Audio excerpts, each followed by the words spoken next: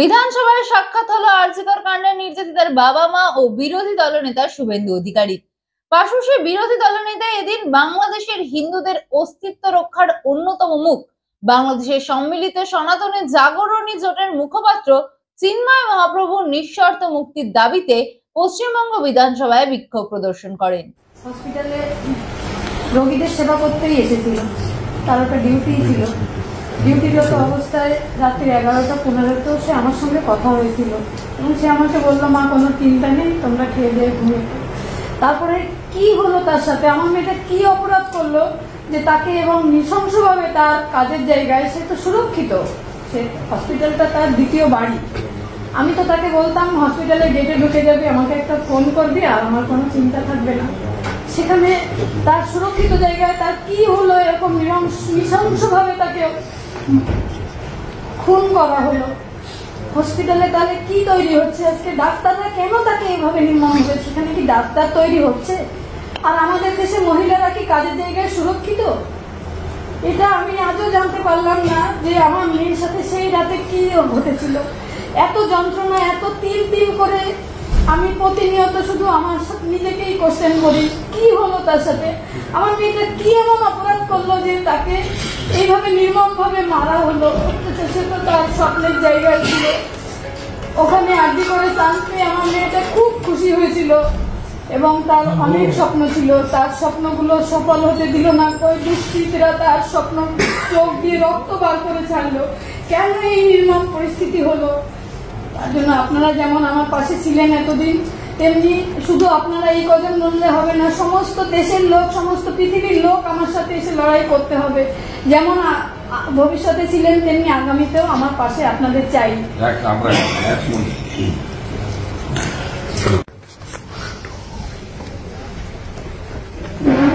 মানুষের সেবা করার জন্য সেদিন রাত্রিবেলায় তাকে দুষ্কৃতীরা পৃথিবী থেকে সরিয়ে দিই। কিন্তু সত্যি কথা বলতে আমরা যখন খবর পেয়েছি তখন আমরা সারা ভেঙে পড়েছিলাম। কিন্তু যখন আমরা হসপিটালে এসেছি, যতটা আমরা মেয়ের মৃত্যুতে শোক না পেয়েছি, সেই দিনটা আমাদের প্রশাসন এবং পুলিশ আমাদের এমন ভাবে হ্যারাসমেন্ট করেছে, সে জীবনে আমরা কোনোদিন আসছে এটা বলবো না। একটা মেয়ে, আমার মেয়েটা পড়ে গেছে পাশের ঘরে, আর 3 ঘন্টা আমরা বসে আছি, সেখানে ঢুকতে পারছি না। কি অসহ্য যন্ত্রণার মধ্যে আমরা তখন ছিলাম। যখন আমরা পোস্টমর্টমটা বললাম এখানে করা হলো, তখন ওর একটা বলতে গেলে অভিনয় আর কি, অভিনয় করে বিভিন্ন রকম এই করা হবে ওই করা হবে বলে পোস্টমর্টমকে আরজি করেই করে ছাড়লো। এবং আরজিকর থেকে যারা প্রশাসন এবং পুলিশের লোক, আমার মেয়ের দেহ আমরা কিছুতেই মানে সেদিন ডাকবো আর কি, তালাখানায় গিয়ে 2 ঘন্টা বসে রইলাম। আমাদের কোনো পাত্তাই দিল। তালাখানায় আমাদের এত অ্যারেঞ্জমেন্ট করেছিলাম, মানে আর কিছুক্ষণ থাকলে হয়তো আমার মেয়েকে, আমাদের তালাখানায় আর কিছুক্ষণ থাকতে আমার মেয়েকে পুড়িয়েই দিত, এরকম পরিস্থিতি। এবং সত্যি কথা বলতে কি, আজকে বলতে আমার কোনো ইয়ে নেই যে আমরা যে মেয়ের দাহ হয়েছে, সেখানে যে আমাদের যে কাজ আছে, সেই কাজ আমরা কিছু করতে হয়নি, প্রশাসনের পক্ষ থেকে এমনিতেই হয়ে গেছে সব কাজ। আমরা গিয়ে দেখি 3টে ডেড বডি রয়েছে, তার সামনে আমার মেয়েকে যেখানে সাধারণত ঢুকতে দেওয়া হয় না, আমি তো একটা গেছি, চুল্লির সামনে ঢুকতে দেওয়া হয় সাধারণ লোককে, সেখানে আমার মেয়েকে শুয়ে যেটুকু কাজকর্ম করে সব জয়ী চুল্লিতে ঢুকে গেল। প্রশাসনেরও দেখা নেই, পুলিশেরও আর দেখা নেই। তারপরে 3-4 দিন যে আমাদের উপরে যে টর্চার চলে প্রশাসনের পক্ষ থেকে, সেটা আপনাদের বোঝানো আমাদের পক্ষে খুবই কষ্টকর ব্যাপার। মানে 9 তারিখ থেকে 9, 10, 11, 12, 13 তারিখ দুপুর পর্যন্ত যা হয়েছে আমাদের উপরে, সেটা আমরা ব্যাখ্যা করা কোনো ভাষা নেই আর কি আমাদের উপরে। করেছে করে যখন সিবিআই কাছে গেলে সেদিন দুপুরবেলাও, এবং পুলিশও, আমরা কে উকিল রাখবো কি করবো সেটা তাদের কৈফিয়ত দিতে হবে। এবং আমাদের টাকা দিয়ে তো প্রথম থেকে কেনার চেষ্টা হয়েছে। আমরা দৃঢ় মানসিকতা, ওরকম একটা মেয়েকে হারিয়ে আমরা টাকার কাছে, টাকা আমার মেয়ের কাছে জিনিস ছিল না। তার জন্য আপনাকে পুলিশ কি টাকার অফার করেছে? আপনি বলছিলেন হ্যাঁ, ডিসি নট টাকা দিতে চেয়েছিল, কারণ দিদি আপনার একটা টিভিতে দেখছিলাম হ্যাঁ, তারপরে আবার সেই রাজ্য সরকারের রাস্তা আছে।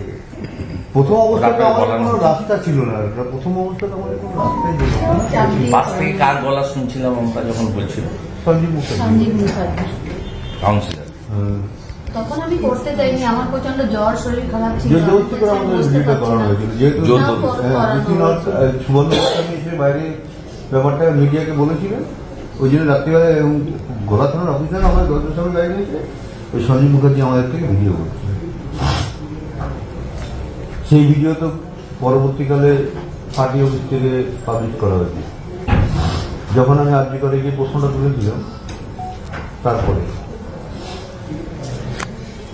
মানে আমরা আপনাকে একটা কথা দিচ্ছি, 10 আপনাদের তারিখে কাছে একটাই আমাদের সবার আমার অনুরোধ, আপনারা আন্দোলনটা শুনুন, আদালত বিচার করবে ঠিক আছে, কিন্তু এই যে অন্যায়গুলো আমাদের সঙ্গে হয়েছে সেগুলোর বিচার আমাদের জনগণের কাছ থেকে দিতে হবে, রাস্তা থেকে তুলতে হবে। রাস্তায় আন্দোলন করে আমরা সেকেন্ড চার্জশিটটাও দেখছি, সাপ্লিমেন্টারি চার্জশিট কি আছে, সেটা যদি আমাদের ঠিক মনঃপুত না হয় আমরাও বাধ্য হয়ে আন্দোলন করবো।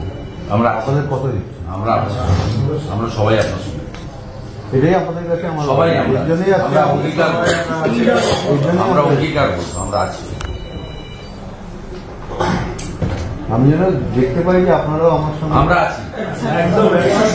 আমরা এখনই একটা কর্মসূচি ঘোষণা করে দিচ্ছি। 10 তারিখে আমি শুনেছি শাসক দলের এমপি এমএলএরা রাষ্ট্রপতির কাছে যাবেন অপরাজিতা বিল।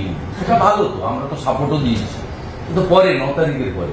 আর আমরা 9 তারিখের বিচার চাওয়ার জন্য 10 তারিখে আমরা সারাদিন রাজ্যপালের দরজার সামনে ধর্ণা দেব। ওনারা রাষ্ট্রপতির কাছে যাবেন, আমরা 10ই ডিসেম্বর সব অল বিজেপি এমএলএ 10টা থেকে 5টা রাজ্যপালের সামনে শুরু করছি।